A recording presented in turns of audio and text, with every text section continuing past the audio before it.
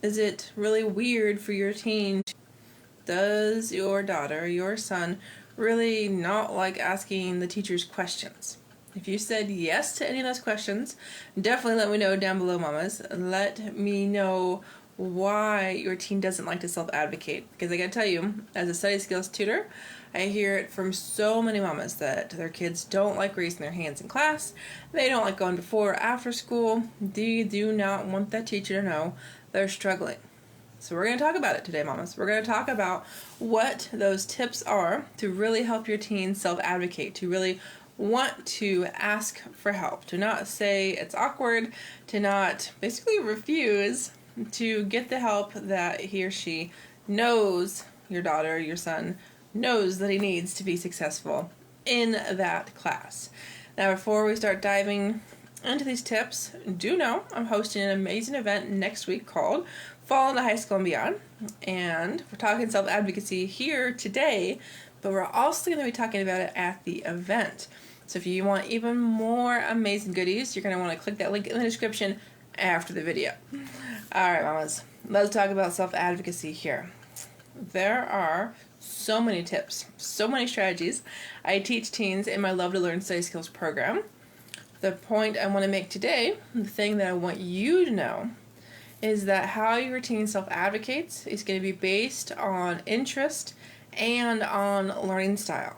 Okay, your child who is raising her hand in class, way more confident than the kiddo who isn't willing to raise his hands. We talk about the whole idea of public help versus private help. You know, does everyone in the class know your child's asking a question, or is it just between your child and the teacher? Those are two very different ways of getting help. Both self-advocating, but only, certain kids want this, certain, comfort levels for this, certain topics for that. All right. We also, like I mentioned, we got to think about learning style. Okay. This is the reason I want teens to self-advocate. This is the reason, mamas, I know you want your teens to get the help they need, because they might not get taught the way they want to get taught in a class. Maybe your son, maybe your daughter is very, very visual, and the teacher talks a lot. Okay, that's not going to work very well for your very visual son. So if he goes to the teacher after school, maybe between classes, and says, hey, you explain this, but can you show me where in the book I can read it? Can you show me which slide in the presentation you're referring to? Can you draw it out for me? Those would all be very visual versions of the same information. But maybe that teacher doesn't know. Your teen needs to see it visually versus just explaining it verbally, because that's not how the teacher learns. And so the teacher's going to teach the way he learns. So your teen needs to self-advocate and get taught the things he's confused about, the things she has questions about, in the way that your child learns. Might not be the way the teacher teaches, but yet when your child advocates for himself or herself, she's going to possibly, hopefully, get the information presented in the right way for her. Okay? Now, we obviously need to think about how your child's approaching these teachers, right? There's a lot of right ways to self-advocate. There's a lot of wrong ways to ask for help.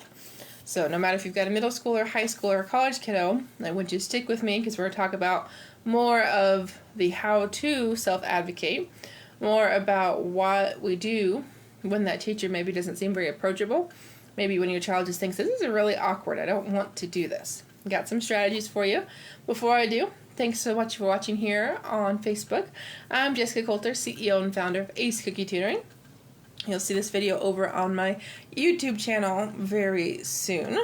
But before you do, I want you to know that I teach teens how to learn. Self-advocacy is just one of 12 study skills I teach. So if your child needs some more help with learning how to learn, and then actually liking school, liking learning, no matter if we're talking brick and mortar or homeschooling or any other type of schooling that might be available to your child, do know I would love us to talk here on Facebook, and it'd be even better if we met through a free consultation. All right, mamas, are you ready for some science? So here it is. The simple truth. I had one of my students the other day, my middle schooler, who told me it's really awkward to ask for help, that she really thought it was uncomfortable. I told her that science says we like to help other people. Like, we literally feel good when someone asks us a question and we have the answer. I told her it could be something as simple as, I'm a tourist. Is it this way or is it that way? A friend turns to you in class. Did the teacher say this or did the teacher say that? Like, it can be really simple yes and no things, and yet we feel useful. We feel valuable. We feel like we have worth. So, if your child says it's awkward, your child says, I'm not going to ask for questions, I don't want the teacher to think I'm dumb, I don't want anyone to know I'm confused, remind your teen that teachers like to help those who help themselves, okay? The teacher doesn't know your teen's confused unless your teen self-advocates. You know it, Mama, and I know it. And I don't want you sending those emails. I don't want you reaching out to the teachers. And I want your child in middle school to start taking those first steps to self-advocating independently. And by the time you've got a high schooler, and definitely way past that at a college student, your child does not need you to self-advocate. Your child might have questions about, should I write the email this way or that way? What do I do if this teacher doesn't respond? All those kinds of things. But your teen needs to self-advocate. Okay, it's part of growing up. It's part of being independent. Okay, so remember the science. We like to help. The other thing I pointed out to my 7th grader that said it was awkward to ask for help, it was awkward to self-advocate, I let her know that some people just aren't people, right? Like, mamas, you can think of people that don't seem very friendly. They kind of have that rough exterior.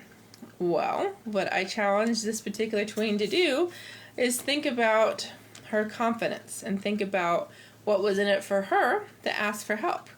Because it's like, do you want to stay confused? What are the consequences of that? What's kind of the motivation to get the help instead of staying the way things are? And she's like, yeah, things could be better. Like, I want to understand. And we talked about her confidence, because she's like, yeah, I'm not sure I'm confident enough to ask.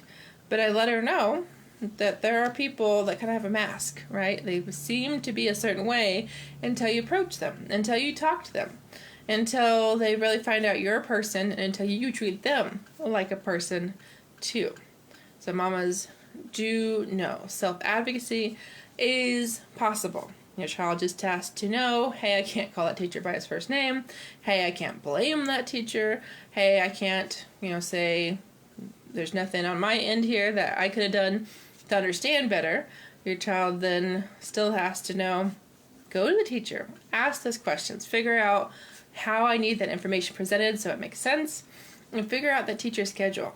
All right, good or bad, so many teachers aren't just teachers, right? They have so many roles at the school, whether it's a coach or club, organizer, some kind of bus duty, like all those things teachers do, plus the stuff they do with their own families, let alone other jobs they might have. So your child has to know his teacher's schedule, has to know when she's actually available before, after, in the school. And that's a whole nother video, mamas. But if you have questions, I want to know about them down below.